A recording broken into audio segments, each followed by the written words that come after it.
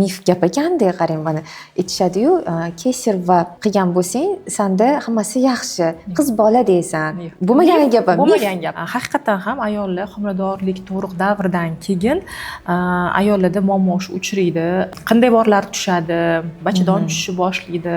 Bu realni tabiiy holat. Demak, qizlar turmushga chiqishdan oldin ham intim gimnastika bilan shug'ullansa bo'ladi. Odam anglashi kerak.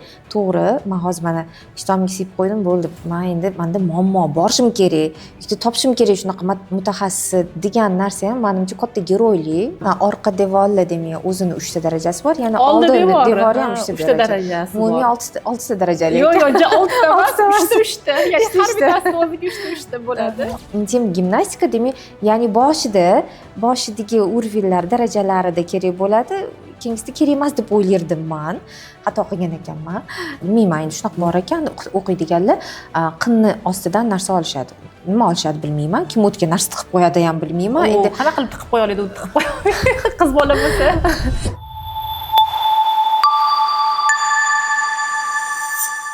Assalomu alaykum.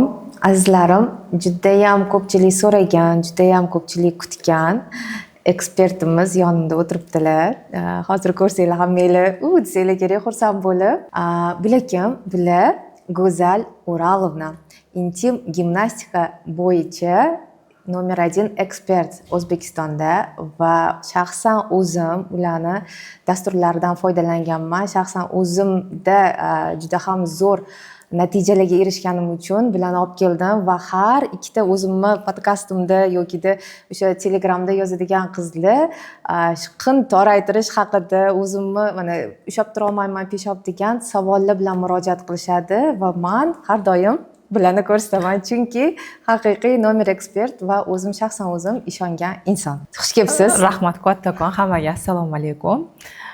Taklif qilganingiz uchun rahmat. Juda ham nima deydi, interesniy kollaboratsiya chiqadi deb o'ylayman. Juda ko'pchilik ayollar o'zidagi muammolarini bilib olishadi. Mendan ham ko'p shunaqa so'rashadi. Aynan orgazm haqida, jinsiy aloqada aybdorlik hissiyoti borligi, ana shu aloqalarda qanaqadir ham ularda muammo borligini aytishadi. Men aytaman, обязательно boringlar, muammoni yechimini qilinglar deb. Xudo xohlasa bugungi podkastimiz juda ko'pchilikka manfaatli bo'ladi degan umiddaman. Rahmat. Ishonib kelganingiz uchun, ishonib shuncha bugun zo'r darslik bo'ladi. Kstati, ko'pchilik uchun bizani eshitib ham ancha manfaatli, ancha narsani olib uy sharoitida qilsanglar bo'ladigan narsalarni ham gapiramiz. Inshaalloh. Go'zal, bilasizmi, mana bizga shunaqa ko'p ayollar murojaat qiladi. Endi ayollar bilan ishlaymiz-ku, ayollar uchun deydi-ku. Va shu yerda mana farzandli bo'ldim va ayolligim esimdan chiqib qoldi. Faqat shu bola bilan ovoraman. Hech qanaqa xohish istak yo'q.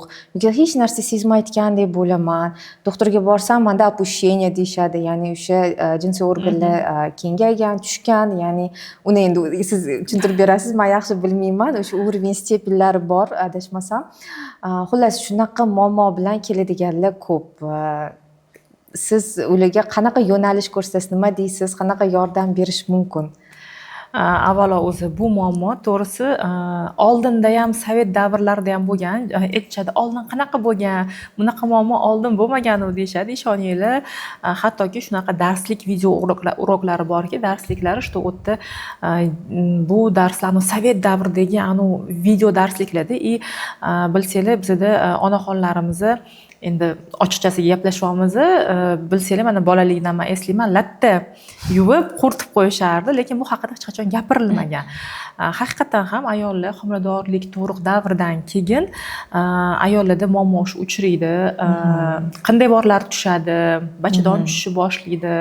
Bu realni tabiiy holat. Homiladorlik tug'ruqdan keyingi, lekin bu tabiiy holat degani bu narsa shunaqa qolib ketish kerak degani emas. Ya'ni ko'pchilik aytadi, hammada shunaqa, hech narsa qilmaydi, tug'ding, nima deb o'ylovding, oldingi holimda qolaman deb o'ylovdingmi deyshadi. Lekin fiziologikda, masalan, homiladorlik davrida qorin chiqadi-da, keyin masalan qornni press qilib ketkazishadi, lishniy vес yig'ishadi, o'shalarni ketkazishadi. Xuddi shunga o'xshab bo'ta toza mushaklar bilan ishlasa, ana shu homiladorlik tug'ruqdan keyingi bo'lgan nima deydi, asoratlarni bartaraf etish mumkin va bu juda ham oson va yengil. Oson va yengil hal qilsa bo'ladigan muammo, lekin ayollarimiz bu borada chuqur bilimga ega bo'lmagani uchun hozirgi kunda haligacha shu muammosi bilan yashab yurgan qizlarimiz ko'p. Mana o'zim aytyapsiz, eslavyapman. Yoshligimdan esimga tushdi, o'sha yoshi kattalar, mana buvimgilar shunaqa aytganingizdek, tahorat anaqalisi bo'lgan, shunaqa latta bo'lgan, o'sha dokalarni bekitib yurishgan, har qayoqqa qo'yishgan, keyin nima bo'ldi desa, kimdir yugurib ketib yo'q bo'lib qolardi-da, mana yig'im-pig'illar bo'lganda, nima bo'ldi desa, voy, aksiruvdi, anaqa bo'ldi, deshardi, nima deydi, ishtoniga siyib qo'ydi degan narsalar bo'lardi. Esimni taniman, kichkinaligimdan bo'lgan. Mana hozirgi kunda ham bor. Demak, bunga yechim bor. Mana abdominal plastika qilishadi, qorni chiqib ketsa, misol uchun liposaksiya qilishadi, lekin qinga kelganda, ya'ni o'sha jinsiy organlarga, reproduktiv sistemaga kelganda, u ichidagi organ o'zi samo собой yaxshi bo'lib ketadi deb o'ylashadi. Menimcha, ahamiyat berishmaydi. O'tib ketsa kerak deb o'ylashsa kerak-da ayollar. O'zidan o'zi xuddi qo'l kesilsa yara bitib ketadi-yu, o'shanaqa qilib o'zidan o'zi bitib ketadi yoki bo'lmasa hammada shunaqa, endi menda ham shunaqa va bu tabiiy holat deb yurishadi. Lekin bu narsani oldini ham olsa bo'ladi-da. Ya'ni agar hozirgi kunda to'g'risi mana bitta narsa juda ham xursand qiladi.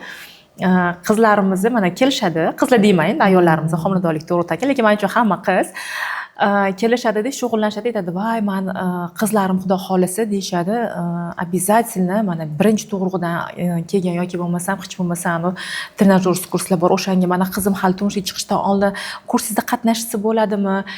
deb so'rashadi. Bitta anchadan beri men kurslarimga, ya'ni qizlar natijani ko'rishadi, yana qayta kelishadi-da, aytadi. 4 ta o'g'illari bor, xudo xolisa 4 ta kelinli bo'ladilar, aytadilar. Kelinlarim hammasini olib kelaman deydilar. Mana shu narsa xursand qiladi, shu уже bilgan insonlar bu narsani yechimi borligini, o'zligida o'sha narsani yechimini qila olishgandan keyin kelajak avlodga shu narsani tavsiya qilishligi meni juda ham xursand qilyapti. Haqiqatan ham masalan sabab mana masalan sababini ayting, o'zi nimaga homiladorlik tug'ruqdan keyin bu narsalar yuzaga keladi. Bizda birinchi o'rinda hozirgi kunda, to'g'risini aytsam, mana onajonim 76 yoshli, men 41 yoshman.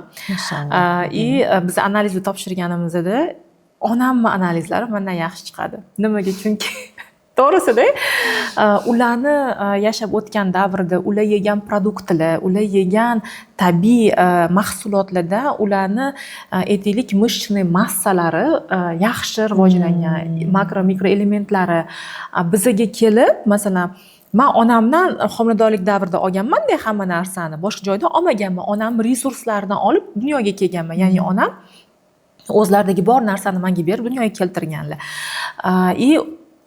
Nima deydi, ulardan olganim hisobiga ulardan sal nima deydi, analizlarim unaqa zo'r chiqmaydi-da. Hozirgi kunda bo'lsa ekologiyaga ham yomonlashgan produktlar, masalan, oldin toza oqsil yeyilgan bo'lsa, hozirgi kunda o'sha tuxum, mana damashniy tuxumlar bo'lgan, boshqa bo'lganda, u real oqsilga boy bo'lgan. Hozirgi kundagi masalan produktlar bunchalik oqsilga boy emas yoki o'sha tovuqni o'zi ham-da, damashniy tovuq bilan yoki oddiy mana hamma joyda sotiladigan tovuq ximikat aralashgan, o'tdan unchalik ko'p o'zingizga kerakli bo'lgan narsani ola olmaysiz-da. O'sha hisobiga hozirgi yosh avlod, masalan, o'zim bolalarimdan qiyos, go'sht yedirish, oqsil yedirish bu qiyin. Har bittasiga to'g'ri keladigan oqsilni men yediramanki, chunki bilaman ularga строительный material kerak. Bizda hamma nima deydi, belokdan iboratmiz.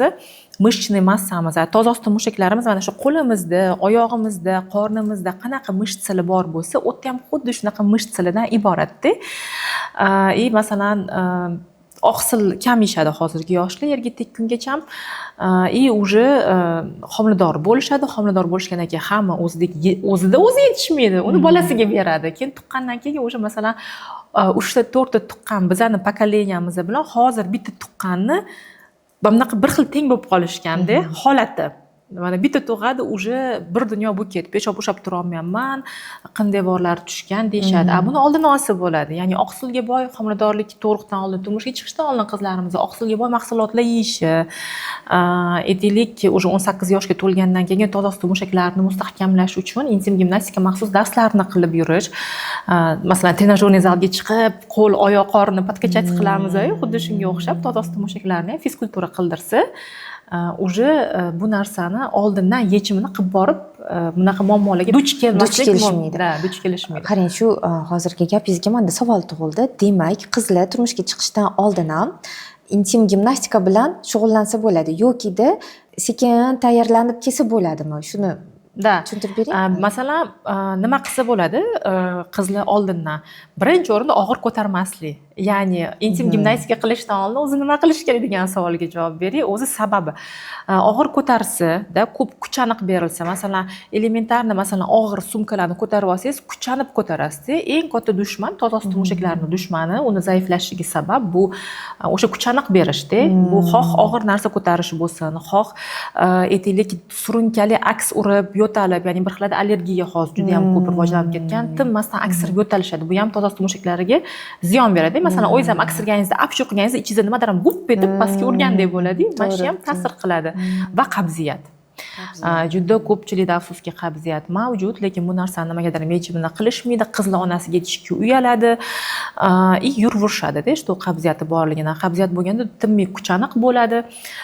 Buni hisobga olishmaydi va qizlarimiz yaxshi ko'rgan narsa qorni. Men o'zim ham qizlik davrimda mana kichkinagina qornim bor deb ichimga tortib, ichimga tiqib kuchanib yurardim. Nafas olib, unaqa qilib kuchanib yurardik-da. Qizlar shunaqa yurishadi-da. Bu ham sabab bo'ladi, bitta sabablardan bittasi-da. Mana shu narsalarni bartaraf qilish.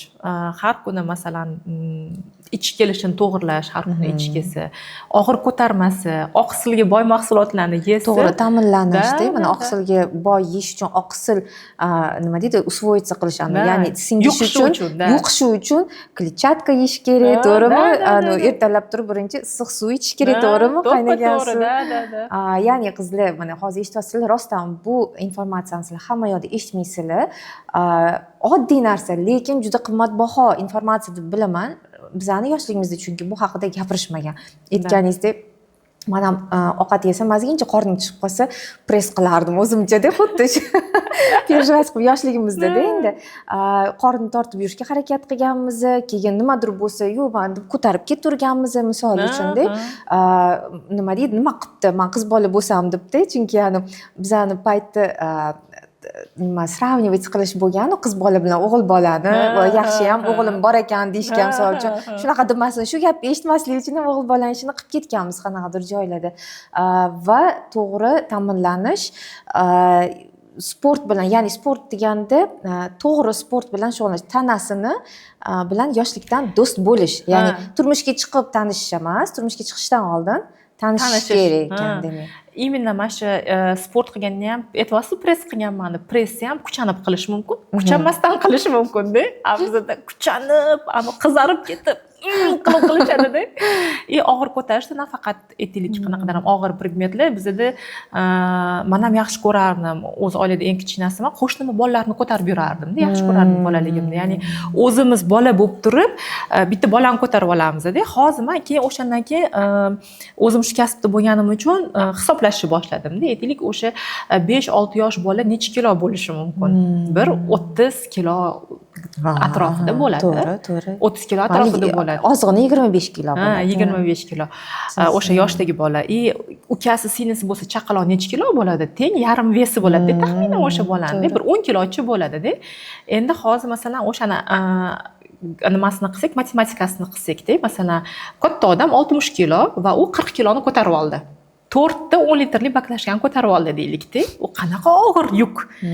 Bolalikda u narsa bilinmaydi-da. Qizlik bolaligida hammamizda materinskiy instinkt bor-da, yaxshi ko'ramiz, nyanchitsa qilishi, boshqa qilishi, onamizga yordam bersak, onamiz voy yaxshi ham san tuqqan ekanman, meni pomощницам desa, qizlar shu gapni eshitish uchun, pahlavonlarni eshitish uchun ham nyanchitsa qilib ketaveradi-da. Bitta ukasini katta qiladi, ikkita ukasini katta qiladi. Bu nafaqat yosh birinchi farzandlar, kichkina farzandlar jiyanlarni katta qiladi. Bizda shunaqa случай bo'lgan, bitta qiz kelgan, o'zi 42 kilo ekan, jiyanlari katta upitniy bola tug'ilar ekanda, o'sha upitniy bolalarni ko'tarib katta qilganda, peshob bo'shab tura olmaslik muammosi. Aytadi, yetib bora olmayman deydi tualetga deydi. Shundoq deydi, все, настолько mышtsasi bo'shab ketgan, hamma uydagi jiyanlarni ko'tarib katta qilganda, o'zi ozg'in 40 kilo qiz ekanda. То есть bu yerda mana shu joylarga e'tibor berish kerak. Og'ir ko'tarish deganda faqat yuk emas, bu именно bizani onalik instinktimizni nima deydi ishlab ketib doimiy ravishda qo'limizda bolalarni ko'tarib yurishimiz ham kiradi. Shu joyda aytishadi, mehr oqibat qani? Keyin oxir opasi rohatini ko'radi. Yo mehr oqibat bo'lishi uni ko'tarib yurish shart emas. Uni yonida o'tirib erkalasa ham mehr oqibat o'zi bo'laveradi, to'g'risi. Demak, qarang, shu gapingizga yana mif gap ekanda, qarang, mana aytishadi-yu, kesir va qilgan bo'lsang, senda hammasi yaxshi, qiz bola deysan, senda hech muammo bo'lmaydi deyishadi. Demak, bu degani bo'lmagan gap. Bo'lmagan gap. Bo'lmagan gap. Bo'lmagan gap. Demak, bu bola tug'adimi, tug'maydimi, ya'ni-da endi o'sha yosh katta bo'lgandan keyin nima deydi, kesirva bilanmi, tabiiy holdami? Demak, hamma ayolda bunday muammo bo'lishi mumkin ekan. Sababi faqatgina farzand jinsiy yo'ldan chiqqani uchun, rodovoy putdan chiqqani uchun kengayib qolmaydi. Bizda bola o'tdan chiqishi uchun shuncha dard chekishimiz mana bizda ochiladi-da, bizda polniy gormonal fonimiz ishlab beradi, yumshatib beradi sheykalarni, hamma yo'llarini-da, bola chiqadi, to'g'ri. Bu ham qaysidir ma'noda ta'siri bor kengayishiga, lekin kesirva bo'lgan ayollar ham 9 oy bolani qornida ko'tarib yuradi. 9 oy bolani, ya'ni tozosti mushaklarimizni, mышцаlarimizni ana shu farzandni 9 oy ko'tarib yuradi. Nafaqat farzand, bizda bir 3 kilo eng kamida, 3 kilo, 3,5 kilo, masalan, men 4,5 kilo tug'adigan ayolman, hamma har xilda. Biz bu bolani ko'tarib yuramiz. Oxirgi oyida aytaylik, masalan, 1 oy davomida tasavvur qiling. Endi bu solishtirishga mos narsa emas, endi taassurot kelish uchun aytmoqman. O'sha mamutizga 5 litrli baklashkani boylab qo'ydingiz, tasavvur qiling-da. Uni ichida aytaylik 5 kilo massani demoqchiman-da. Bola 3 kilo, aytaylik okoloplodnoy vodi, platsentasi bor, to'g'rimi, atrofida. Albatta. Homiladorlik davrida yana yog' yig'amiz, bez yig'amiz, atyok yig'amiz, o'shalar hisobiga mana shu bizani tozosti mushaklarimiz o'shani 5 kilo kesirva tug'sa ham aytaylik o'zi tug'sa ham shuni 5 kilo deb aytaylikda, endi umumiy ko'tarib yuribdi 9 oy davomida. Farqi u rodovoy putdan o'zi chiqadi yoki kesarcha kesish bilan uni olishadi-da, lekin 9 oy homilani ko'targanini hisobiga u kenglik baribir bo'ladi. Kenglik baribir. U bitta shu kenglik bo'lmasligi uchun nima deydi, kesirva qilish bu xato. Va bu mif. Va bu baribir kengayadi. Baribir kengayadi, baribir kengayadi. Lekin bitta narsani bilaman, to'g'ri, mushak tozosti mushaklari mышца bo'lgancha, ya'ni mushaklar bo'lgani uchun cho'ziladi, yana joyiga keladi. Bizani hayot tarzimizga qarab, yeyotgan narsamizga qarab, qilayotgan mashqlarimizga qarab-da, o'shani bilishimizga qarab ham bog'liq. Birinchi o'rinda menimcha odam anglash kerak. To'g'ri, men hozir mana ishtonimga siyib qo'ydim, bo'ldi. Men endi menda muammo borishim kerak, yoki topishim kerak shunaqa mutaxassis degan narsa ham menimcha katta geroylik. Chunki hamma ham tan olib, rostdan ham oxirgacha o'sha ish qilmaydi-da, muammosiga yechim topishmaydi deb o'ylayman. Mana qin haqida gapirmoqchi edim. Qin tez tiklanadigan, tez qaytib o'ziga keladigan joy hisoblanadi. Chunki mana jinsiy organ kirganda ham yoki boshqa nima ekspluatatsiya qilishganda ham ginekologichески u joy lat yeyishi mumkin, misol uchun shilinishi mumkin, og'rishi mumkin, yana tez joyiga keladi. Endi men vaginizm bilan shug'ullanganim uchun bu narsalarni bilaman, aytmoqman. Lekin o'zidan o'zi tos mushaklari o'ziga kelib qolmas ekan, demak, ya'ni qindagi o'sha nimadirlar mikroflora o'zgaradi, yana qaytib joyiga kelishi mumkin. U ham albatta siz yashash tarzingizga qarab, lekin tos mushaklari bilan albatta ishlab ularni joyiga qaytarish kerak ekan, to'g'rimi? Da, to'g'ri. Va xuddi shu o'rinda ko'pchilik o'ylaydi, operatsiya yechim. Operatsiya qildim, bir umr muammoim hal bo'ldi deb o'ylashadi. Yaqinda bitta tanishim ham yozuvdi. Dedi, "Ha, desam, menda yana hammasi joyiga tushyapti. Men operatsiya qiluvdim, bo'ldi, shu bilan yana всю жизнь bir umrga muammoimni hal qildim. Bir umrga всё там bu joyimni o'ylamasam bo'ladi deb o'ylovdim. Vrachim sizni ko'rsatdilar. Men shokdaman deyapti-da, что menga kerak ekan. Men sizni ko'rib yurardim, lekin menga kerak emas deb o'ylardim, chunki men muammoyimni hal qilib qo'yganman deb o'yladim. Aytyaptilar-da, tozosti mushaklari даже operatsiyada kerak ayollar bor. Operatsiyada organlar joyiga ko'tarilib, tikib joyiga qo'yiladi, lekin asosiy sabab ya'ni toza suti mushaklar mustahkamlanmagani hisobi, ya'ni negizi bo'sh bo'lgani hisobiga va ayol kishi savol bermaydi, men nima sababdan operatsiya darajasiga kelib qoldim demaydi.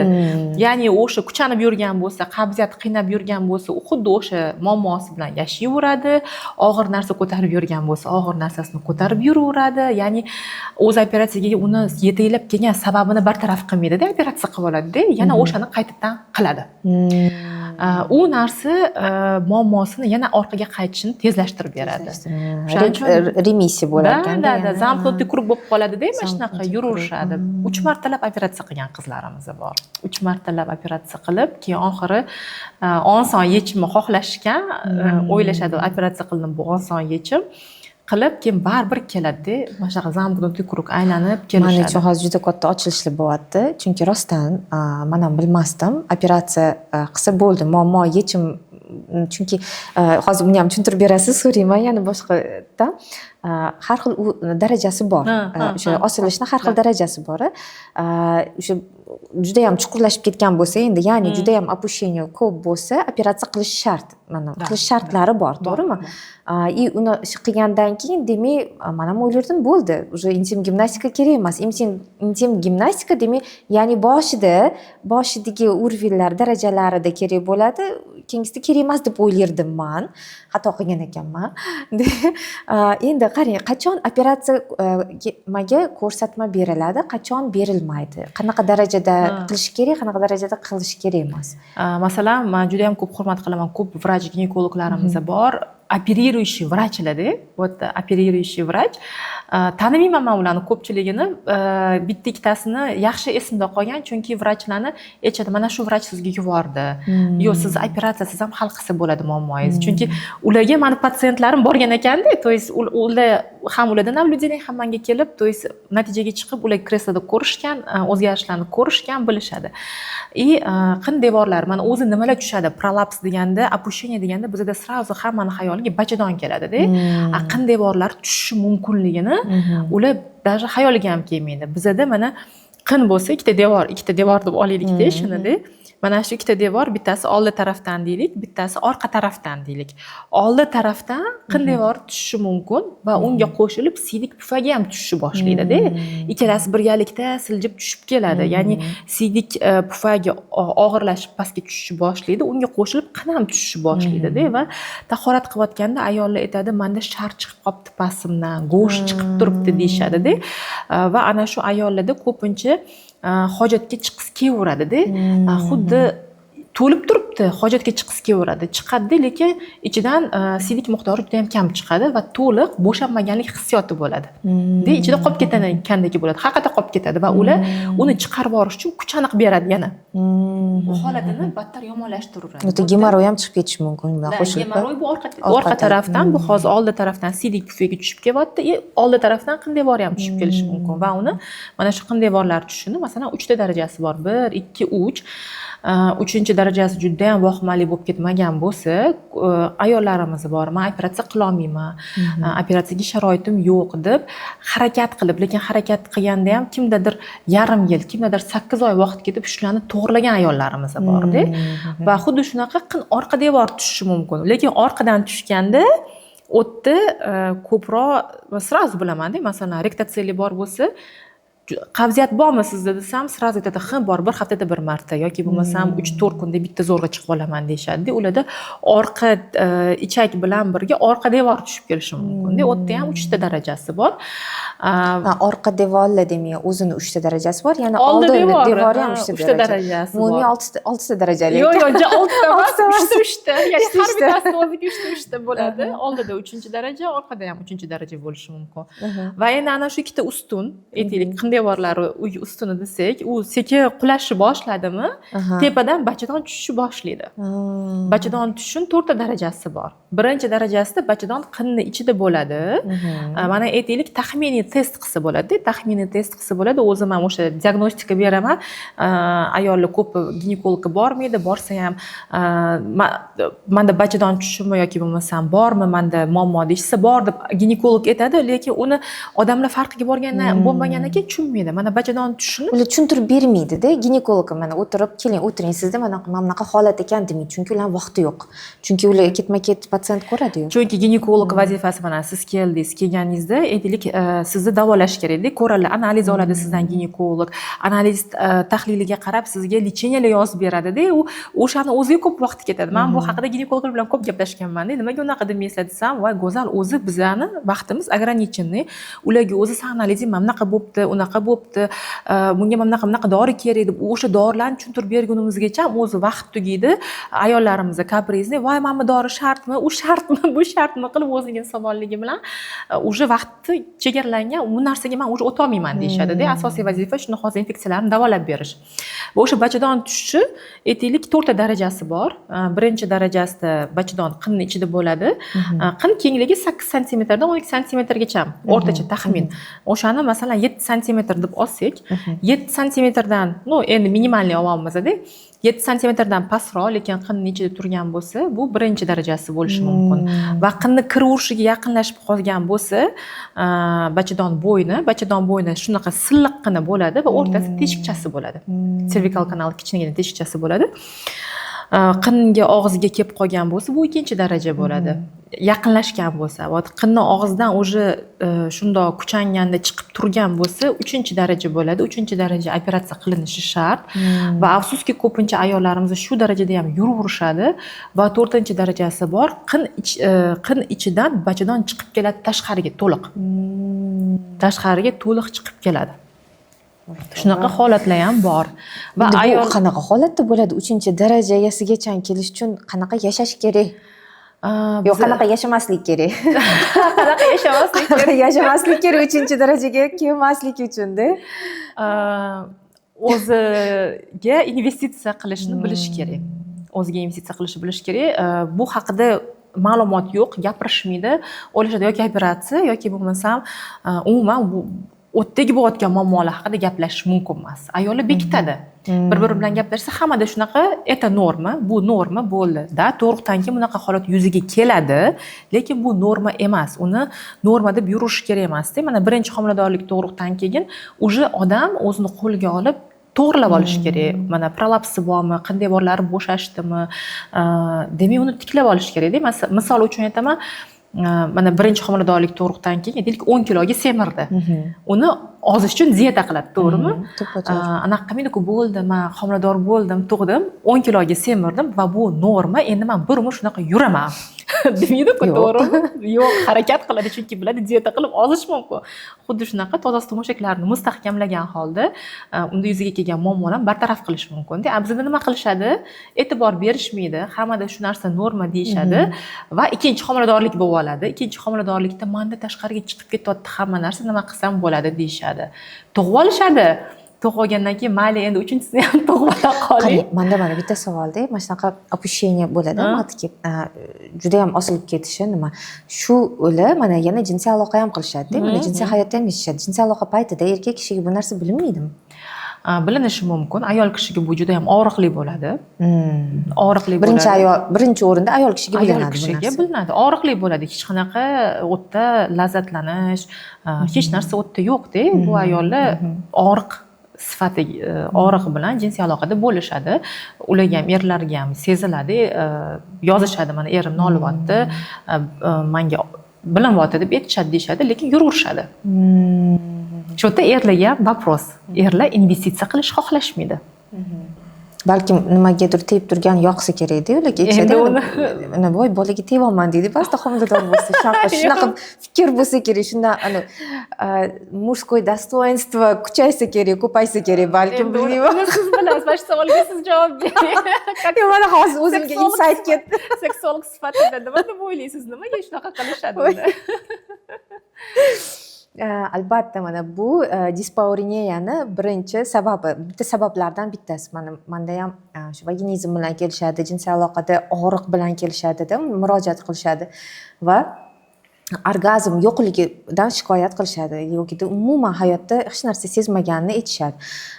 Bulardan sabablardan bittasi mana yorqin sababi mana hozir siz menga aytib berdingiz, ya'ni opущение. Demak, bu degani jinsiy organlar o'sha tos mushaklari tushganda, demak matka bachadan o'sha bo'yni, sheyka matki deyiladi, bo'yni tushsa, ayol kishi birinchidan nimadir sezish yoqda tursin, sezadi, yoqimsiz narsa sezishni boshlaydi. Juda ham diskomfort uyg'otadi. Ikkinchidan, erkak kishi o'zini ishini bajarsa bo'ldi. Nima, erkaklar har doim jinsiy aloqa qiladi, ular har doim o'zinikini oladi, ya'ni ular har doim bo'shanishadi. Ayol kishi o'zi bo'shanish nimaligini tegi bilmaydi. O'zi orgazm nimaligini tegi bilmaydi. Endi erim ketib qolmasin, erimni xafa qilmay, ayollik vazifamni bajaray deb yoki o'sha bola bilan ushlab qolaman deb o'ylab, shu narsada davom etishadi. O'zini o'zi bu sadomazoxizm deydi-da, buni rostdan o'zini o'zi anaqa qilish, qiynash, o'zini o'zi azoblash, azobga duchor qilish va endi ayollar bu narsani men ochiq aytayotganim, bular ham ochiq gapirayotganlari bu narsa juda ham ko'p tarqalgan, rost akasi. Bobur Mansurov nimasi bor-ku, nima deydi, videolar qiladi o'shanda. Kecha yaqindagisida aytgan, men mahallamda svetoforni ko'rmay o'tib ketar ekanman, siz yuravering degan. O'shanga o'xshab. Rostdan mana ayollar hattoki eriga chet elga chiqish yo'lda tursin, mahallasida anaqa qanaqa bir chiroyli svetoforni ko'rmay o'tib ketadigan ayollar bor. Shuning uchun bu narsa singib ketgan demoqchiman, ayollarga o'ziga ruxsat bermaslik. Og'riq bo'lsa ham chidash kerak. Bu normalni o'tib ketadi. Shunaqa bo'lgan, men onamda ham shunaqa bo'lgan-ku. Onam, buvimda ham shunaqa bo'lgan yoki qaysidir qarindoshi, yo tanishlarimda ham shunaqa-ku. Va ularda yechim ko'rishmaganda, ularda ayollik pozitsiyasini ko'rishmaganda, yo'q, men o'zimga pul tikaman, yo'q. Birinchi o'rinda men sog'lom bo'lsam, ayol kishi sifatida bolalarim sog'lom, erim baxtli, uyim chiroyli bo'lib turadi, ya'ni hamma baxtli. Ayol kishi baxtli bo'lsa, aslida hamma baxtli. Shu narsani bilishmaydi, mazasini bilishmaydi va o'zlisiga ruxsat berishmaydi. Buni ruxsat berish uchun sizda qanaqadir yechimlar bormi? Albatta, men o'sha o'zimni mana ehtirosli parvoz degan kursim bor. Shu kursimda вообще ayol kishining energiyasi, ayol kishi qanaqa qilib lazzat olishi mumkin, вообще er xotinning o'rtasidagi munosabatlari uchun juda ham zo'r yechim berilgan va mana endi turmushga chiqayotgan qizlarda jinsiy tarbiya kerak, ularga to'g'ri oilasida eshitmagan bo'lsa, agarda oilada hadeb qattiqqo'llik bo'lsa, urushsa, misol uchun jinsiy tarbiya berilmagan bo'lsa, bunaqa qizlarimiz uchun ham maxsus kursimiz bor, rafiqali san'ati. Ya'ni rafiqali san'atda faqat qizlarga, ayollarga ham o'zini sevish, o'zini to'g'ri taqdim etishda qabul qilish, berish, olish, mana eng muhim narsalar shular hammasi berilgan. Albatta va jinsiy hayotdagi hamma sirlar va rafiqali san'at kursi o'zim juda yaxshi ko'raman. Nega o'tdi? Chunki shar'iy tarafdan ham mumkin emas bo'lgan narsalar ko'p. Mana haligacha yozishadi menga, bir xil erkaklar bunaqa qilsam bo'ladimi, bunaqa qilsam bo'ladi. Bu seni shaxsiy narsang, buni so'ralmaydi, so'ramasdan qiladi. Qilsang qil, o'zing bilasan deyman-da. Mana elementar narsalarni bilishmaydi. Elementar narsalarga fatvo kutishadi. Men fatvo bermayman hech kimga. Hamma narsa kitobda oydin, chiroyli qilib yozilgan va shu bo'yicha hamma narsa darslik qilib, leksiya qilib o'qib berilgan, gapirilgan hammasi. Juda ham yaxshi. Keyin bitta narsa bor-da, orgazm haqida. Kelishadi, orgazm yo'q, oldin menda orgazm bo'lgan. Men уже tushunaman, oldin ularda orgazm bo'lgan bo'lsa, demak, ularda orgazm hozir yo'qligining sababi ulardagi turmush tarzi, homiladorlik turuqlar, или juda ham ko'p o'tirishda, juda ham ko'p o'tirish to'g'risi mushaklarning zaiflashishiga olib keladi, na samом деле. И aytaman, demak, klitorga ozuqa yetmayapti, qon aylanmayapti, kislorod yetmayapti, intim gimnastika bilan uni to'g'irlasak bo'ladi. Ha, deyshadi, intim gimnastika bilan shug'ullanishadi, to'g'irlanadi. Lekin ikkinchi turi bor, u уже psixologiya tarafdan-da. Men o'shani ularga tushuntirib yetkazib bera olmayman. Boringlar, bu narsa sizda qanaqadir ham blok bor, именно buni ishlash kerak, psixolog bilan, seksolog bilan ishlash kerak deyman-da. Shu narsaga siz biron bir narsa deb tushuntirib beringki, чтобы odamlar tushunsa, что реально buni sabablari har xil, bitta dona narsa sabab bo'la olmaydi. Albatta. Aytadi, bitta tovuqga ham don, ham suv, ham anaqa kerak, hamma narsa kerak. Ayol kishiga mana vrach sifatida siz o'sha klitorni aytganingizdek, mana ozuqa yetishmaydi, chunki u yerda nerv tolalari bilan to'la-ku, klitor o'zida juda ham чувствительный, bilasiz, tepada muammo bormi, demak, u pastga ham ta'sir qiladi, klitorga ham albatta ta'sir qiladi. Endi psixologik tarafdan ayol kishilar o'ziga aytganimdek o'sha boshni o'chirishni bilishmaydi. Mana ayol kishida kortizol ko'payib ketsa, prolaktin bu mana tug'ruqdan keyingi holati, keyin har doim o'sha asabda yursa, hamma narsani boshqaraman, to'g'rilayman, uni qilishim kerak, buni qilishim kerak, ko'p o'zingizga mas'uliyat olsangiz, mana ayol kishilarga bog'liq bosh o'chmaydi. Chunki mas'uliyat olish erkak kishi uchunda, erkak kishiga berilgan. Endi ayol kishi ko'p mas'uliyat boshiga olgandan keyin bosh ishlaydimi har doim, to'shakda bo'ladimi, oshxonada bo'ladimi, qayerda bo'lsa ham boshi ishlagan holatda turadi. Bizani pastimizdagi nimamiz, o'sha matkamiz, jinsiy organlarimiz bu xuddiki bizani ikkinchi miyamiz. Tepadagi miya o'chmasa pastiga yoqilmaydi.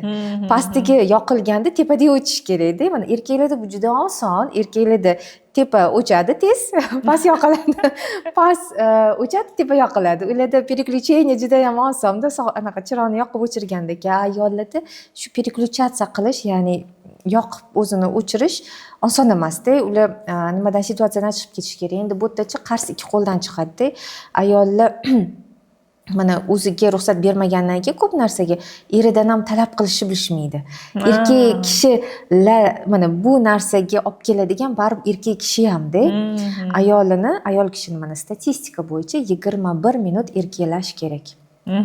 Mana xohlab qoldi bo'ldi emasda.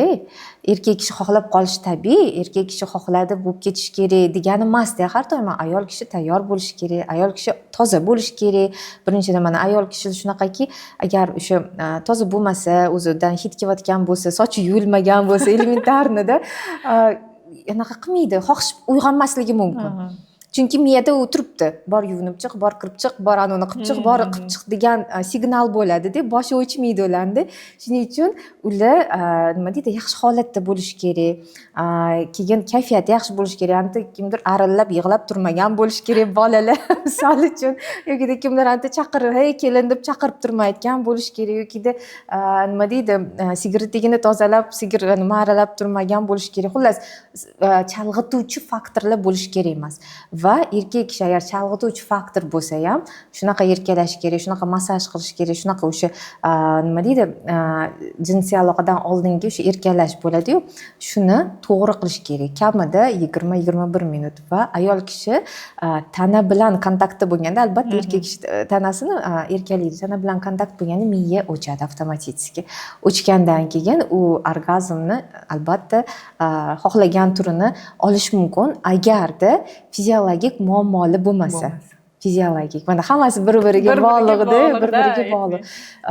Mana sizda davolangandan keyin o'sha tos mushaklari joyiga tushib, his qilishni boshlagandan keyin albatta baribir psixologik tarafdan ham qanaqadir ko'nikma, nimadirlarni olish kerak, o'rganish kerak. Bu narsa tushunib olgan ayollarga juda oson. Buni tushunib olishsa-chi, rosta kasb osonda. Mana o'zini his qilishni boshlashi, bilsa mana mushaklarini, jinsiy organini va o'zidagi miyada filtr yoqilib olsa, tushunib olsa, bo'ldi, yog'iga o'zingiz dars berib o'tirishadi, o'rgatib hammaga. Buni tushunib olish ham oson. Ko'pchilik aytadi, masalan, mana o'zimni kurs programmam masalan ichidagi hammaga qiziqdi, nima ekan ichida bor, nima bor ekan deyshadi. Aytaman, men bu ichida programmamiz deyman, programmani jo'natib yuboraman. Voy, muncha ko'p, buni biz qanaqa qilib o'rganamiz deyshadi. Aslida hammasi oson, yengil tuzilgan. Prosta bu yerda bu narsani tushunib olish ham oson. Ani bolaga tushuntirgandek tushuntirilganda, ani aytishadi, siz og'zingizga solib qo'ygansiz, barmog'ingiz bilan itarib ham turibsiz, yutib olsak bo'ldi deyshadi. Demak, ayollarda prosta xohish, istak, o'ziga shu narsaga ruxsat berish bo'lsa, demak, muammoni yechimi oson ekan. Osonda. Hozir mana shu gapingizga o'zim mana sport bilan shug'ullanaman. Sport bilan mana yaqinda raqs ham qo'shdim yoniga, latinani ham qo'shdim-da. Lekin rosa maza qilaman, rosa zo'r. Xullas, men nima demoqchiman bu bilan? Mana pilatesda bilasiz, ichki mushaklar ishlaydi. O'sha polni insonning karkasida, karkas mushaklari tortiladi, o'sha sezishi mustahkam bo'lib, odam mana bukchayib yurgan bo'lsa, misol uchun qayerdadir mana yelkasida, bo'ynida og'riqlar bo'lsa, ular qolishni boshlaydi sekin-sekin. Shaxsan o'zimda shunaqa bo'lgan oldin. Men ham ko'p yuk bo'ynimga olganman, balki unda shu ko'p bo'ynim og'rirdi, keyin bu narsa ketishni boshladi. Deb men endi pilatesga boraman, voy, men professionalman, уже 4 yildan beri boraman, men hamma mushaklarimni bilaman, sezaman deb o'ylardim. Mana raqsga borishni boshlagandan keyin umuman boshqa mushaklarimni sezishni boshladim. Ishonasizmi? Demoqchimanki, mana bizni hamma narsani o'rganib baribir qancha o'rgana olmaymizda, bilamiz deb hamma narsani bila olmaymiz. Har bir narsani o'ziga yarasha mutaxassis, o'ziga yarasha qonun qoidasi, o'ziga yarasha o'sha anatomiyasida tuzilishi, sistemasi bor va biz bu narsani tan olishimiz kerak va rioya qilishimiz kerak. Nimaga bu narsani aytyapman? Chunki mana tos mushaklari deyapsiz, men hozir mana anatomik hammasini tasavvur qilib o'tiribman-da, men ularni mana ham sezmas ekanman deb o'tiribman.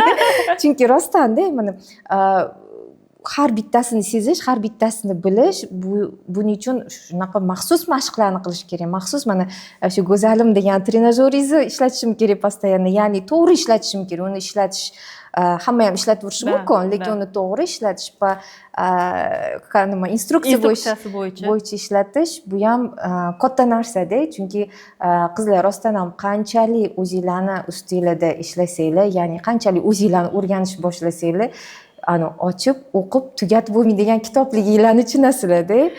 Qancha informatsiya, qancha narsa borligini tushunar ekan inson. O'sha go'zalim trenajyorini ham ko'pchilik aytadi, o'zini alohida soting. Yo'q qizlar, aytaman-da, alohida sotganim bilan aytaman. Tasavvur qiling deyman. Siz osh yeb ko'rdingiz. Mana bitta amerikanец keldi-da, deylik, yoki kimdir keldi, osh yeb ko'rdi yoki siz chet el bitta davlatga bordingiz, ularni biron bir bitta mahsulotini yeb ko'rdingiz, yoqdi. Uni ta'mini bilasiz, taxminan ichidagi masallig'ini bilasiz. Endi oshdan misol qilaylik. Ko'rdingiz, osh yedida go'shti bor ekan, guruchi bor ekan, savsi bor ekan. Piyozni ko'rmaydi ham, u piyoz erib ketgan ichida. Nima qiladi? Magazinga boradi, mana shu 3 ta mahsulotni olib keladi-da, yog'ni olib keladi, xo'p, yog'da pishgan. Qozon tepasida turadi. Retseptini bilmaydi-yu qanaqa pishirishni. Endi u undan na shovla pishira oladi, na mastava pishira oladi, na biron bir narsa pishira oladi. Uni bir nima qilib fantaziya qiladi, lekin u undan osh chiqmaydi. Yeb bo'lmaydigan bitta bo'tqi bo'ladi, musorga tashlab yuboradi. Aytaman, uni o'zini olganingiz bilan mo'jiza yaralib qolmaydi-da. Hamma narsa bir-biri bilan chambarchas bog'liq-da. Trenajyor plus metodika ikkalasi natija beradi. Yo uni olsa yoki buni olsa, u natija bermaydi-da. O'shaning uchun aytaman, yo'q jonim, siz buni olganingiz bilan ishlata olmasangiz, bu prosta kerak emas, matoh bo'lib yotadi. Olmang undan ko'ra deyman-da. Keyin bo'ldi deyshadi, lekin xudoga shukr kursga yozilgan qizlar natijani ko'rishgandan keyin mashincha otziv yozishadi. Xursand bo'laman. Doimo aytishadi, masalan, doimiy ravishda qilib yurish kerak edi. Qizlar intim gimnastikani masalan doimiy ravishda qilib yurish kerak.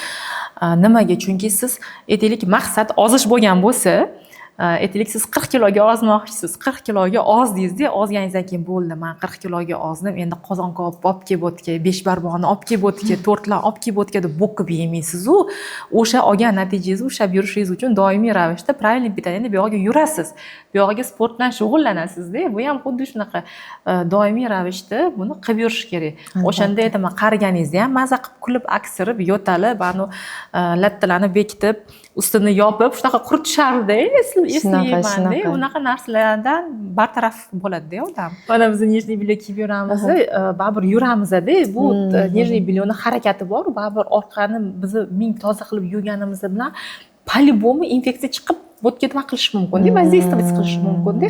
A o'ta genital tirqish yopiq bo'lsa, o'tga уже hech narsa kira olmaydi. Ya'ni infeksiyani yo'q qilishadi, выделение keladi-yu. Keveradi, podbo'y bo'ladi, hid yoqimsiz bo'ladi, lecheniya qilishadi-da. Asosiy mana darvozani yopmagandan keyin o'tga qaytarilaveradi-da. Siklichность bo'laveradi. Lecheniya qilgan payti ketadi, lecheniya tugagandan keyin o'sha narsa boshlanadi-da. O'shanga natijasini ko'rib kayfovat qilib yuboraman deb psixologiyada ham-da zo'r. Maza qilasiz, lekin men ko'z bilan ko'rishim kerak, vizual bo'lsam kerak-da, o'sha joyiga deyman-da. Manamchi mana psixologiyani tanlaganman, lekin men ham konkret ish bilan ishlayman-da. Misol uchun menda yo'q qo'shilishadi, yo'q qo'shilishmaydi. Vaginizm, основной menga vaginizmdan butun SNGdan keladi, vaginizm debdi.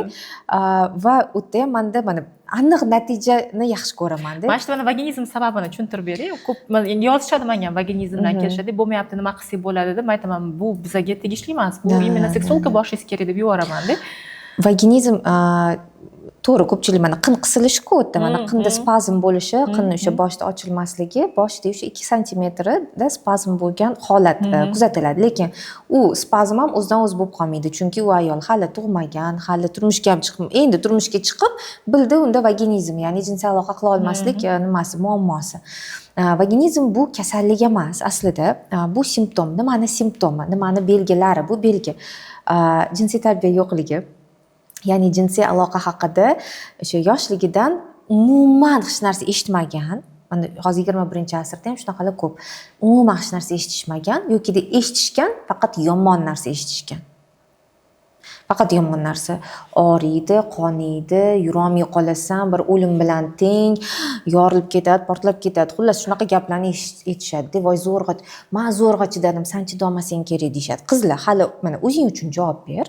Sen o'zing uchun javob ber. Hali bechora bola go'dakka nima qilasan? Ani zaharlab deyman-da. Mana ko'pincha bilmagan holda shu qizlarimizni yo o'rtoqlari, yo qaysidir qo'shnisi yoki qandaydir tanishlari noto'g'ri ma'lumot berib, qo'rqitib qo'yishadi. Shaxsan o'zim mana vaginizm haqida gapirib chiqishni boshlaganimda, o'zimni bir nechta tanishlarim, o'rtoqlarim, tanishlarim o'sha bolasi bor, normal jinsiy hayot yashaydigan. Manimcha menda vaginizm bor deyishganda, chunki inson o'ziga olishni boshlaydi, ko'p bir narsani eshitishni boshlasa, hadeb eshittursa, voy menda ham shunaqa bor shekilli. Mana meditsinada o'qiganlar biladi-da, qanaqadir diagnoz gapirsa, qanaqadir kasallik haqida gapirsa, hamma o'zida o'sha narsani topishni boshlaydi, xuddi o'zi shunaqa kasaldek, xuddi shunaqa. Ko'p eshitgandan odam o'ziga olishi mumkin. Yomon narsani ham xuddi shunaqa oladi. Turmushga chiqmagan qiz umuman informatsiyasi yo'q. Oppoq qog'ozda unga yomon narsa aytsangiz, albatta shunaqa yomon narsa bilan butun umr qolib ketishi ham mumkin. Va vaginizmni yomon tarafi bor. U butun umrlik bo'lib qolishi mumkin. Afsuski mana shu 60 dan oshgan ayollarimiz ham kelgan oldimga, men 3 marta turmush qurganman, 2 marta turmush qurganman. Men sizni случайно videoyingizni ko'rib bilib qoldim. Vaginizm ekanman, butun umr bilmaganman deb. Mana siz aytdingiz, oldin ham bunaqa narsalar bo'lmagan, intim gimnastika bo'lmagan, hech kim sevib qo'ymagan, hech kimda bunaqa muammo bo'lmagan, mana deyishadi sizga ham to'g'ri. Menga ham xuddi shunaqa deyishadi. Sen qayerdan chiqding, aql o'rgatvosan, oldin bo'lmagan narsalarni sen to'qib chiqazvosan, hech kim oldin hamma normal jinsiy hayotda yashagan yo'q, oldin ham bo'lgan va просто ma'lumot bo'lmagan oldin. To'g'ri ma'lumot bo'lmagan va uni nimaligini bilishmagan, nomini bilishmagan. Hattoki vaginizm degan so'z biz uchun o'sha men shu so'zni termini chiqargan yilim menimcha nima deydi, yil so'zi bo'lgan shu. Vaginizm ko'p videolar chiqqan, shu nom ko'p ishlatilgandan-da. Chunki ko'pchilik bu haqida bilmagan. Lekin bilsam agar juda ham ko'p mana ayniqsa viloyatlarda, uzoq qishloqlarda shu narsa bilan duchorlar ko'p va birinchi o'rinda nima qilishadi bilasizmi? Nima qilishadi? Anaqaga borishadi, suv sovuq qilib qo'yishibdi, o'tgan narsa tiqib qo'yishibdi deyshadi, shu o'qitishga borishadi. Bu lekin muammoni hal qilmaydi, конечно. Bu muammoni hal qilmaydi. Yana borib, bilmayman, endi shunaqa bor ekan, o'qiydiganlar qinni ostidan narsa olishadi. Nima olishadi bilmayman. Kim o'tgan narsa tiqib qo'yadi ham bilmayman. Endi qanaqa qilib tiqib qo'ya oladi, u tiqib qo'ya olmaydi. Qiz bola bo'lsa. Deb xullas shunaqa kimdir narsa tiqib bekitib qo'ygan. Endi bu issiq sovuq ko'pincha o'sha sehr nima bo'lishi ham mumkin. Albatta, endi men hech kim emasman, yo'q deydigan, lekin ko'pincha noto'g'ri mutaxassislarga borishadi, vaqtlisini yo'qotib qo'yishadi. Baribir oxiri topib kelishadi, mana pul yig'ib kelishadi, chunki to'g'ri tan olaman, arzon emas. Misol uchun mana hammaga ham kelib birdaniga to'lab olishga qurbi yetmasligi mumkin. Tim bo'lib yosh oilalar bo'ladi, ular ota-onasidan pul ola olmaydi, chunki buni bekitishadi. Bu juda uyatli narsa hisoblanadi. Qarzga ham pul so'ra olmaydi. Nima desa nima deydi ular, yolg'on ham gapirisha olmaydi. Xullas shunaqa muammoli holatlar bo'ladi. Baribir oxiri aylanib kelishadi, aytishadi, vaqtimizni yo'qotib qo'yibmiz deb. Shuning uchun mana shu vaginizmi borligi men aytaman, vaqtinglarni meni ko'rdinglarmi, shu videoni eshitibsizlarmi, demak bu signal deyman, rost akasimda. Alloh hammaga kimnidir sababchi qiladi, nimadir situatsiya, nimadir holat. Demak, sizlar kelishinglar kerak. Vaqt yo'qotmanglar. Nima qilasiz vaqtni yo'qotib? U narsa sizlarning muammoinglarni hal qilib bermaydi, qilib bermagan ham deb aytaman. Va sizga go'zal bitta narsa sovg'a qilmoqchiman. Nima yengillik, ya'ni bu o'sha seksologiya olamida bu narsa uchun men juda ko'p kurashganman o'zim. Ya'ni sostavida, nimasida hamma narsa o'zim test qilganman. Bu intim gel vibratsiya bilan nima lubrikant, vibra effekt bilan lubrikant, ya'ni mana shu orgazm mana nimada nerv tolalari sust, o'sha klitor nerv tolalari sust ayollarimiz bo'ladi yoki umuman o'sha uyqudagi malika holatidagi ayollarimiz bo'ladi. Mana shularga juda ham zo'r ta'sir qiladi. Ya'ni buni o'sha klitorga suritib foydalanishingiz mumkin. Bu birga er xotin yoki alohida o'sha mana maxsus mashq qilib beraman mana ehtirosli kursimda. Zo'r texnikalar bor. Buni ishlatsa bo'ladigan, o'sha yerda ishlatsa bo'ladi. Ya'ni o'zini orqasini o'qib ham instruksiyasini bemalol foydalansa bo'ladi. Ya'ni bu zarar emas, nima deydi, teriga, organizmga hech qanaqa zarari yo'q. Qolib ketmaydi, kiyimni ham qirqilmaydi. Misol uchun hamma taraflama ekologichniy produkt va o'zim faxrlanganim uchun, xursand bo'lganim uchun sizga beryapman. Rahmat. Siz ham ishlatib ko'ring. Qizlar agar shunaqa muammosi bor qizlar bo'lsa, taklif qilsangiz bo'ladi. Bemalol bu hamma yoqda aptekalarda sotiladi va narxi juda ham hamyonbop. Rahmat sovg'a uchun. Qo'llab ko'rishga harakat qilamiz. Rahmat. Keyin hozir bizning suhbatimizda bitta narsa anaqa bo'lib qoldi. Menga aytib berishim kerak degan narsa bo'ldi. Aytishadi. Aynan o'sha kenglik masalasi bo'yicha agar yaqinda shunaqa o'zi ko'p bo'ladi, yaqinda ham massaj olgan borganimda o'zim hozir mana aytganingizdek turmush hayoti bo'lmadi, bir necha marta deb aytganingizga esimga tushib qoldilar. Jinsiy hayotlari bo'lmagan, ularda vaginizm bo'lmagan, prosta ikkalasi kelisha olmagan, ajratib yuborishgan xullas. Qaynalarga yoqmaganlar ajratib yuborishgan. Bir necha yil o'zlari yolg'iz yashaganlar va turmush qurganlarda aytyaptilar, men o'ylovdim deydilar, men shuncha yil davomida menda turmush o'rtog'im bo'lmagan, menda jinsiy hayotim bo'lmagan va men уже qiz boladek bo'lib ketganman, bekilib ketgan hammasi deb o'yladim. U battar kenglashib ketibdi deb aytyaptilar. Ko'pchilik o'ylaydiki, что agar hayoti bo'lmasa u qiz boladek bo'lib qoladi. Bu unaqa emas. Bu narsani kengayishi va torayishi bu toz osti mushaklarini mustahkamligiga bog'liqda. U jinsiy hayot bormi yo'qmi unga farqi yo'q. Biz qariymiz.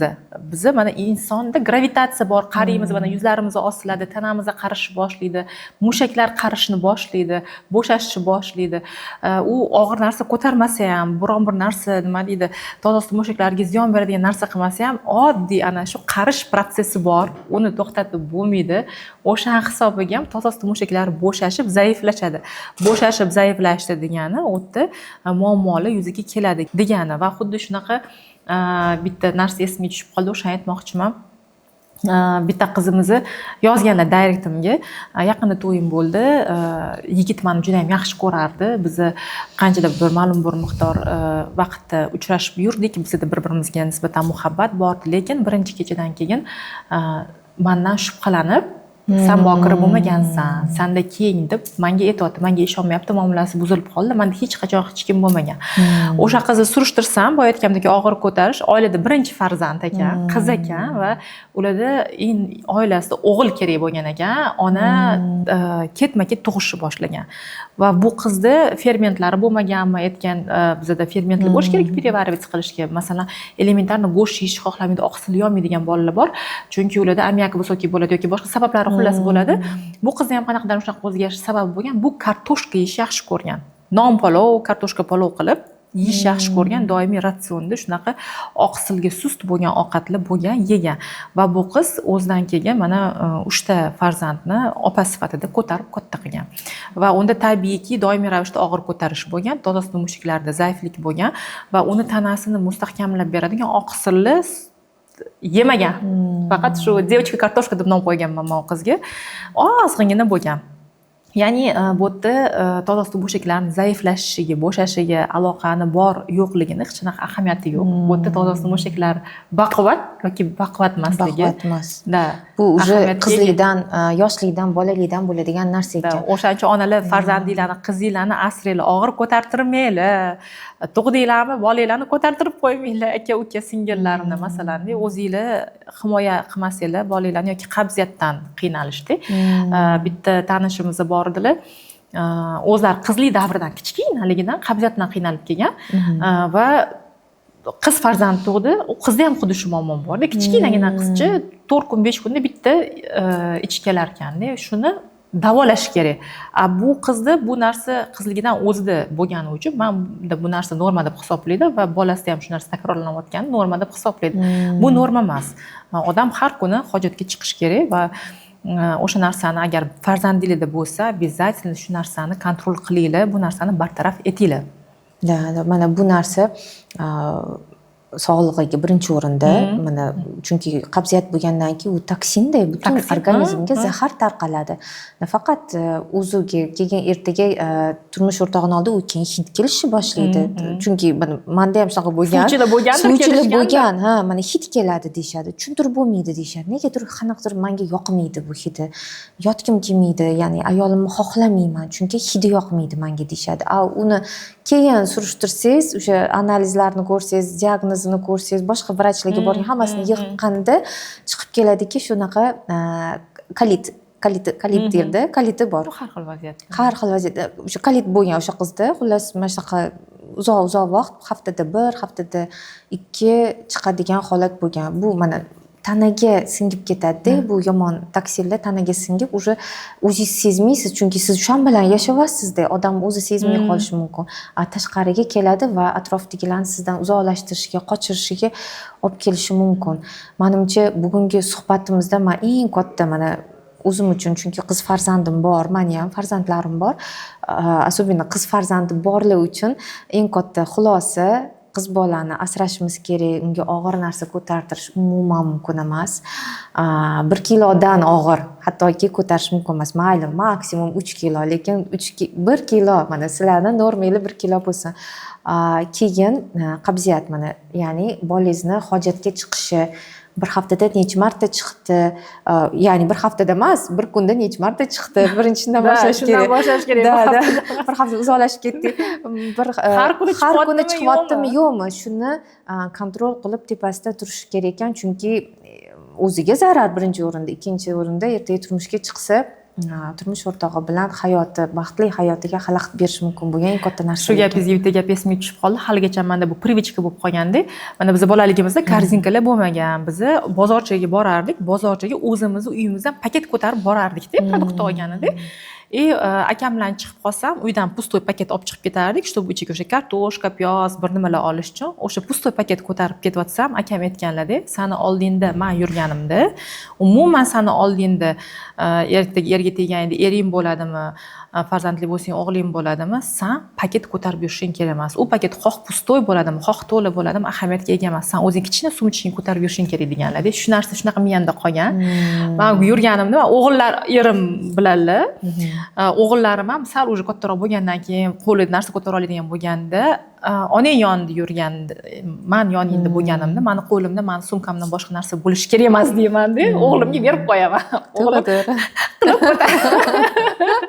kichkina narsasi bilan harakat qilsa kerak.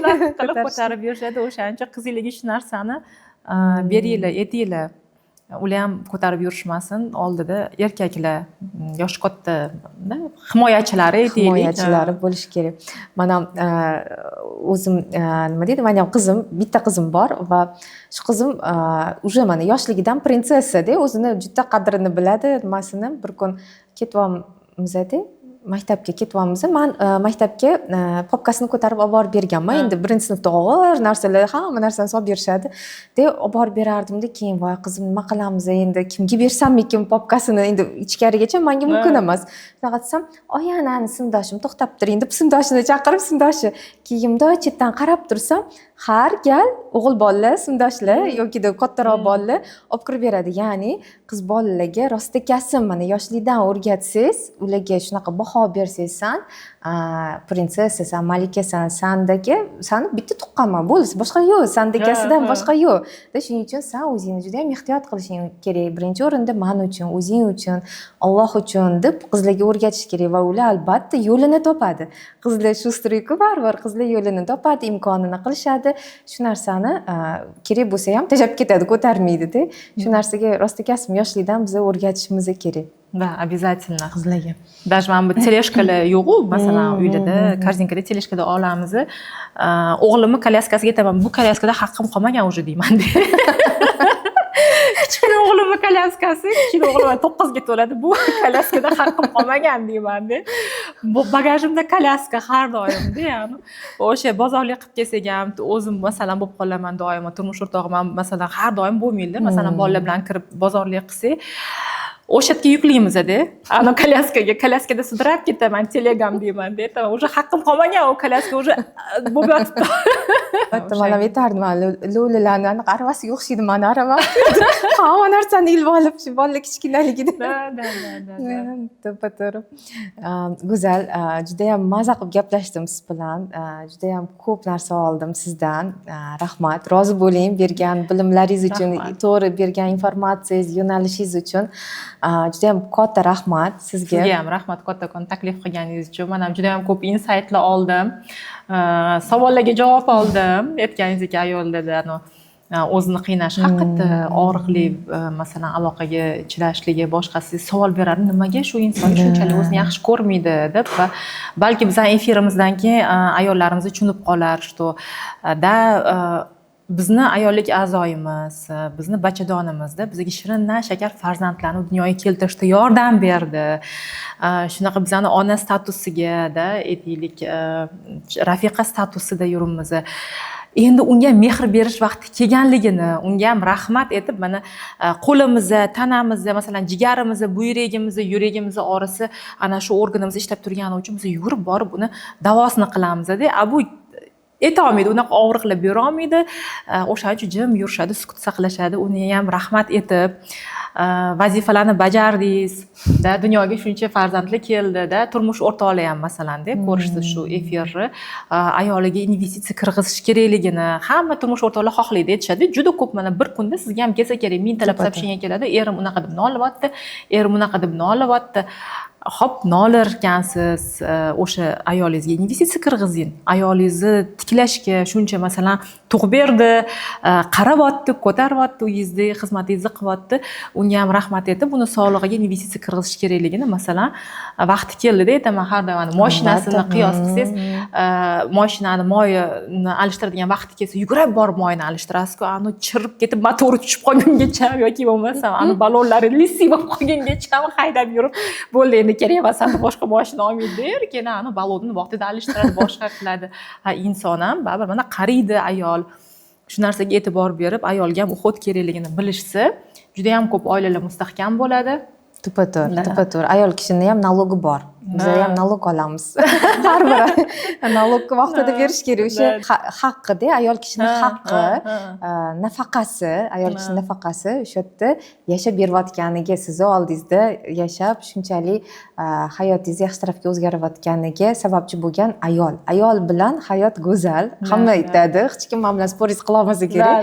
Ayolsiz hayot menimcha qorong'i. Uydagi energetik ayolga bog'liq. Ani jahli chiqsa, uy polniy anaqada negativniy holatda. Ayol qiz xursand, baxtli bo'lsa, uydagi tarakanlari ham baxtli bo'ladi deyshadi.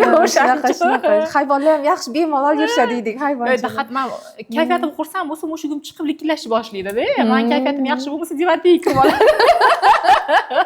Men ham mushugim shunaqa oldimga kelishga qo'rqadi. Sekin yo'lab qo'yadi, qorni ochsa-da, kimda jahl bilan qarasam, bechora indamay ketadi. Endi shunaqa endi biz nima deydi, ayollar uchun gapiryapmiz. Bu narsani aslida ayollarimizga, ayollar bizani eshitayotgan bo'lsa, ayollar o'zingizlarga ko'proq ahamiyat beringlar, o'zingizlarga sarflashga, o'zingizlarga vaqt ajratishga, nimalardir yangi narsa o'rganishga, ko'rishga-da, yangi narsa boshlab ko'rishdan qo'rqmanglar. Misol uchun intim gimnastika men shunaqa deb hisoblayman, hamma uchun kerak. Hamma uchun bez исключения. Chunki hozir biz shunaqa davrda yashaymiz, klimat, yeyotgan narsamiz, sharoitimiz baribir nimadir noto'g'ri narsa yeb qo'yamiz, qilib qo'yamiz, baribir bo'ladi bizning hayot tarzimizda-da. Shuning uchun intim gimnastika bu ayollar uchun juda ham kerak narsa. O'zingizni yosh, baxtli, sog'lom, lazzatlangan-da, sevilgan, baxtli his qilishingiz uchun eng kerakli ingrediyentlardan bittasi ekan. Aytaman-da, sog'lom bo'lish bu uyat emas. Sog'lig'i uchun investitsiya qilish bu uyat emas. Sog'lig'i uchun harakat qilish bu uyat emas. Uyat aksirganda, yo'talganda, maza qilib kulganda peshob ushlab tura olmaslik. to'g'risida shunaqa bo'lib qoladi, aytishadi, voy uyalib qolishadi, kiyimni yo alishtirgani o'sha o'tirgan davrasidan to'ymi, gapmi yoki biron bir joydan ketib qoladi bir xil ayollarda. Bu uyat va bu neuverенность. O'shaning uchun doimiy ravishda sog'lig'inglarni tiklab yurishga harakat qilsanglar, sizlardan baxtli, уверенный ayol bo'lmaydi. O'ziga ishongan. Nadiyani ham darslarga kelib, masalan, har taraflama mukammal ayol bo'lsa, bu menimcha to'g'ri. Mana siz bilan bizani sohamiz juda bir-biriga yaqinda. Jinsiylik, ya'ni biz jinsiylik haqida, mana jinsiy salomatlik haqida, jinsiylik haqida gapiramiz. Jinsiylik bu o'zi birinchi o'rinda, agar mana ruschasiga seksualность deyiladi. Seksualность bizani o'zbeklar uchun, o'zbek nimasi uchun ozgincha g'alati eshitiladi, lekin bu norma bo'lishi kerak. Nega? Bu narsa rivojlangan bo'lsa, mana seksualniy chakra degan narsa bor. Bu yerdagi energiya qancha rivojlangan bo'lsa, shuncha inson muloqotda ochiq bo'ladi. Shunchalik mana komplekslari bo'lmaydi. Hamma yo'lda bu ishni bitirib keta oladigan bo'ladi. Ya'ni bu insonni yashashini yanada oson qiladigan sifatlarda. Mana jinsiy hayotida yaxshi bo'lsa hamma narsa, mana o'sha bemalol anaqa uyaladigan joy bo'lmasa, ayollarni ayol kishi sifatida keyin turmush o'rtog'i bilan birga bo'lganda ham hamma narsa joyida bo'lsa, u ayol kishini tasavvur qilsam, o'ziga bo'lgan ishonchi, o'ziga bo'lgan muhabbati qay darajada oshadi. Shuning uchun bizni uyat bo'lsa ham, balkim ochiqchasiga bo'lsa ham bu narsani gapirib chiqmoqmiz, yetkazmoqchimiz.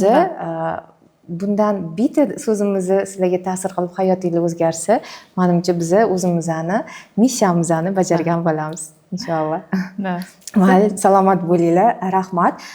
Hamma daniylar, kontaktlar, agarda kursga yozilmoqchi bo'lsangiz, trenajyor sotib olmoqchi bo'lsangiz, o'zlaridan uni kurs bilan olish kerak albatta, chunki instruksiyasi bo'ladi. Alohida sotilmaydi. Alohida sotilmaydi. Kurs ichida bizning tarafdan nima deydi, ish quroli sifatida sizga hadya qilinadi desak ham bo'ladi. Hamma informatsiyani, ma'lumotlarni biz pastda yozib qoldiramiz. Albatta murojaat qilinglar. Sog' salomat bo'linglar. Rahmat. Rahmat.